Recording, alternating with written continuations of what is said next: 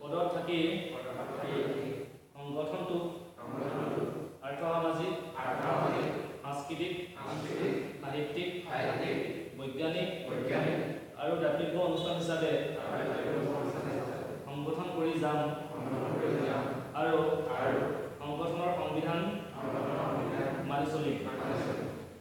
সংগঠন বিৰোধী কামত লিপ্ত হ'লে